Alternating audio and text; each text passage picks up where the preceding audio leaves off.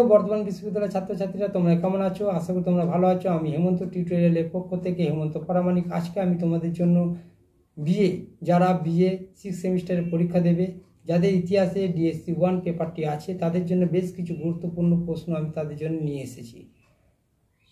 তোমরা এই প্রশ্ন পড়লে আশা করি এই মধ্যেই তোমরা সব কমন পেয়ে যাবে। মাত্র গুটি কয়েক প্রশ্ন তোমাদের জন্য রেখেছি আমি। এই প্রশ্ন তোমরা করে যেও। আর প্রশ্ন বলার আগে তোমাদের একটা কথা বলবো, ভিডিওটা স্কিপ করে দেখবে না, কারণ আমি স্ক্রিনে লিখে দিচ্ছি না, আমার হাতে সময় খুব কম, কারণ লেখার সময় আমার হাতে নেই। তো আমি একটি প্রশ্ন আমি দুবার করে বলবো, তোমরা সেটি মনোযোগ সহকারে এবং ধৈর্য সহকারে শোনো এবং খাতায় লিখে নাও। যারা প্রশ্নগুলো পড়োনি তারা অবশ্যই প্রশ্নগুলো করে নিও, আর যারা করেছো তারা দেখে নাও তারা এই প্রশ্নগুলো করেছো কি না। যদি না করে থাকো তাহলে কিন্তু বিপাকে পড়ে যাবে। প্রশ্ন ভালো করে দেখে নাও যে কী প্রশ্ন তোমরা করেছো। আর প্রশ্নগুলো পেয়ে যদি তোমাদের মনে হয় আমাদের উপকারে লেগেছে, আমরা উপকৃত হয়েছি, অবশ্যই চ্যানেলটিকে সাবস্ক্রাইব করে রাখবে পরবর্তী ভিডিওর জন্য। আমি এরপরে আরও অনেক ভিডিও তোমাদের নিয়ে আসবো, অনেক বিষয়ের সাজেশন তোমাদের জন্য নিয়ে আসবো। তোমরা এই চ্যানেলের মাধ্যমে তোমরা অনেক প্রশ্ন তোমরা সাজেশন তোমরা পাবে। তো বেশি কথা বলবো না, আর অবশ্যই লাইক করতে ভুলবে না, কমেন্ট করতে ভুলবে না। তোমাদের পরবর্তী সাজেশন কী হতে পারে বা কী দিতে হবে সেগুলো তোমরা কমেন্টের মাধ্যমে জানাবে। আমি অবশ্যই চেষ্টা করবো তোমাদের সাবজেক্ট অনুযায়ী সাজেশনগুলো দেওয়ার। তো আর বেশি দেরি করবো না, আমরা মূল প্রশ্নে চলে আসি। দেখো, তোমাদের জন্য আমি যে প্রশ্নগুলো রেখেছি আমি পরপর বলে যাব এবং বলে দেবো কোন প্রশ্ন কত মানের আসতে পারে। আমি পরপর বলে যাচ্ছি, দেখে নাও, তোমরা মন দিয়ে খাতায় লিখে নাও। প্রথম প্রশ্ন দেখো, ইতালিতে ফ্যাসিবাদের উত্থান তুমি কিভাবে ব্যাখ্যা করবে? আরেকবার বলছি, ইতালিতে ফ্যাসিবাদের উত্থান তুমি কিভাবে ব্যাখ্যা করবে? 2 নম্বর প্রশ্ন দেখো, ন্যাৎসি বিপ্লবের সফলতার কারণ ও গুরুত্ব আলোচনা করো। কি বললাম? ন্যাৎসি বিপ্লবের সফলতার কারণ ও গুরুত্ব আলোচনা করো। এই দুটোই কিন্তু 10-এর মানে তোমাদের করতে হবে। 3 নম্বর প্রশ্ন দেখো, প্রথম বিশ্বযুদ্ধের প্রেক্ষাপট বিশ্লেষণ করো। প্রথম বিশ্বযুদ্ধের প্রেক্ষাপট বিশ্লেষণ করো, এটিও তোমাদের 10-এর মানে করতে হবে। 4 নম্বর প্রশ্ন দেখো, দ্বিতীয় বিশ্বযুদ্ধের জন্য হিটলার কতখানি দায়ী?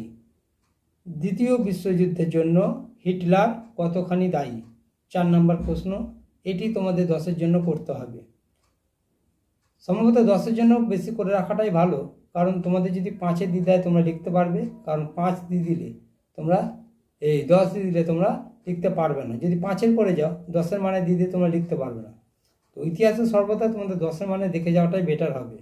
তো 5 নম্বর প্রশ্ন দেখো, বিসমার্ক কিভাবে জার্মানিকে ঐক্যবদ্ধ করেন? 5 নম্বর প্রশ্ন, বিসমার্ক কিভাবে জার্মানিকে ঐক্যবদ্ধ করেন? এটিও তোমাদের 10-এর মানের প্রশ্ন, পড়ে যেও। 6 নম্বর প্রশ্ন দেখো, বিসমার্কের পররাষ্ট্রনীতির টিকা লেখো। বিসমার্কের পররাষ্ট্রনীতির টিকা লেখো। বিসমার্কতে একটা আসবে, তোমরা বিসমার্কটা অবশ্যই করে যেও, কারণ বিসমার্ক দিয়ে একটা আসবে। দুটো প্রশ্ন তোমাদের রেখেছি, দুটি 10-এর মানে রেখেছি, একটা তোমরা পাবে। 7 নম্বর প্রশ্ন দেখো, মহাদেশীয় অবরোধ প্রথার নেপোলিয়ন পতনের জন্য কতখানি দায়ী? 7 নম্বর প্রশ্নটা আরেকবার বলছি, মহাদেশীয় অবরোধ প্রথায় নেপোলিয়নের পতনের জন্য কতখানি দায়ী? এই প্রশ্নটা ভীষণ গুরুত্বপূর্ণ প্রশ্ন, ভালো করে যেও। এইটিও তোমাদের রইল 10-এর জন্য। 8 নম্বর প্রশ্ন দেখো, সম্মিলিত জাতিপুঞ্জের বিষয়ে একটি প্রবন্ধ রচনা করো। সম্মিলিত জাতিপুঞ্জের বিষয়ে একটি প্রবন্ধ রচনা করো, এটিও করবে তোমরা 10-এর মানের জন্য। 9 নম্বর প্রশ্ন দেখো, ফরাসি সংবিধান সভার কার্যাবলী আলোচনা করো। 9 নম্বর প্রশ্নটা কি বললাম? ফরাসি সংবিধান সভার কার্যাবলী আলোচনা করো। খুব গুরুত্বপূর্ণ প্রশ্ন, ভালো করে যেও।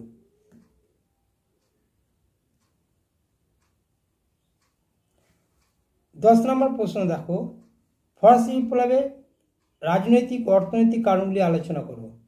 ফরাসি বিপ্লবের রাজনৈতিক ও অর্থনৈতিক কারণগুলি আলোচনা করো।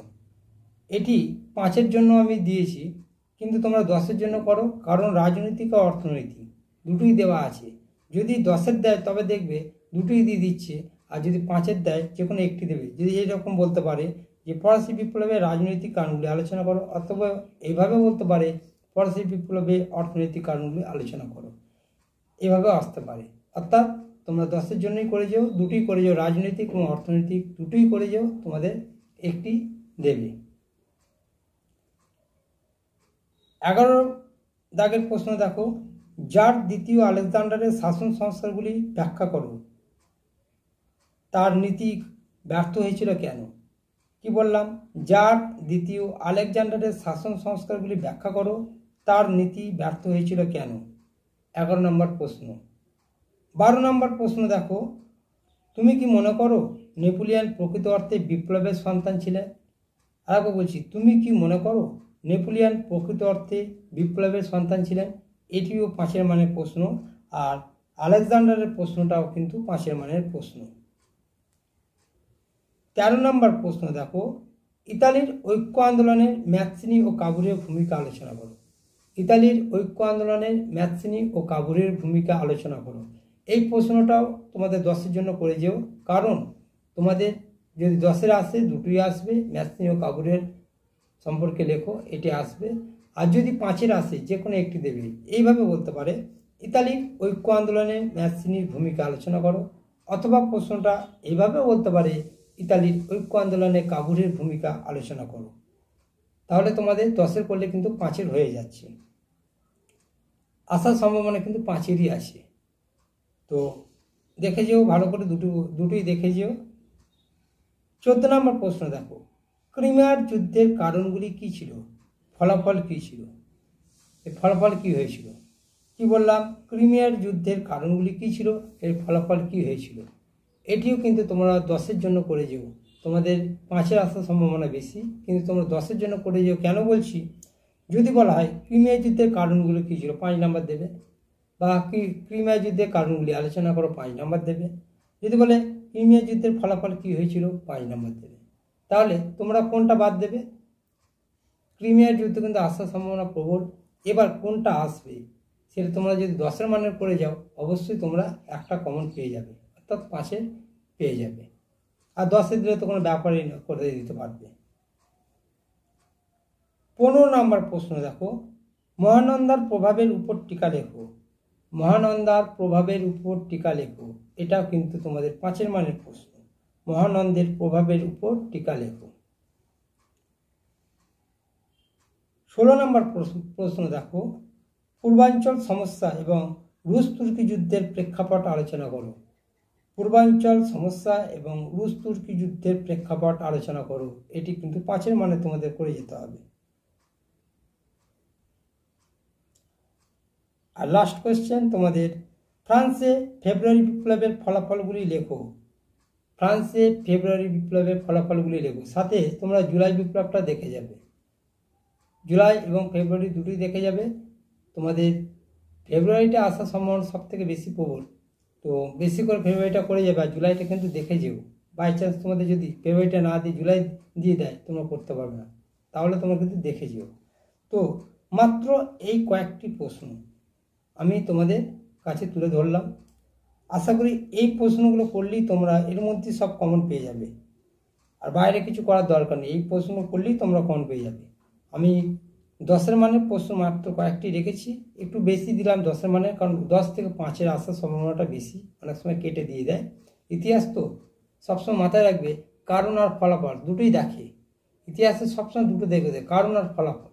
তাহলে কারণ যদি আমি করে যাই, ফলাফলটা যদি আমরা বাদ দিয়ে দিই না, তাহলে কি হবে বলো তো? যে যদি ফলাফল দিয়ে দেয়, কারণ তুমি কারণ করে গেছো, ফলাফল দিয়ে দিয়েছে, তখন তোমার প্রশ্নটা বাদ চলে গেল। ওই জন্য যেই প্রশ্নটা করবে, যদি সেই প্রশ্নের কারণ ফলাফল থাকে, অবশ্যই কারণ ফলাফলটা দেখে যাবে। যেই প্রশ্নটাই করো ইতিহাসে, কারণ ফলাফল থাকলে সেই প্রশ্নটা গোটাটাই কারণ এবং ফলাফল দুটোই কিন্তু দেখে যাও। কারণ হচ্ছে তোমাদের বলেই দিলাম যে 5-এর তুমি 10-এর করে গেলে এগুলো 5-এর তুমি পেয়ে যাবে। একটা কেটে বাদ দিয়ে দিক না, তুমি পেয়ে যাচ্ছ। জয়েন্টে দিতে তুমি আবার করতে পারছো। এই হচ্ছে ইতিহাসের মজা। তো তোমরা ভালো থেকো, সুস্থ থেকো, পরীক্ষার জন্য ভালোভাবে প্রিপারেশন নাও। ধন্যবাদ।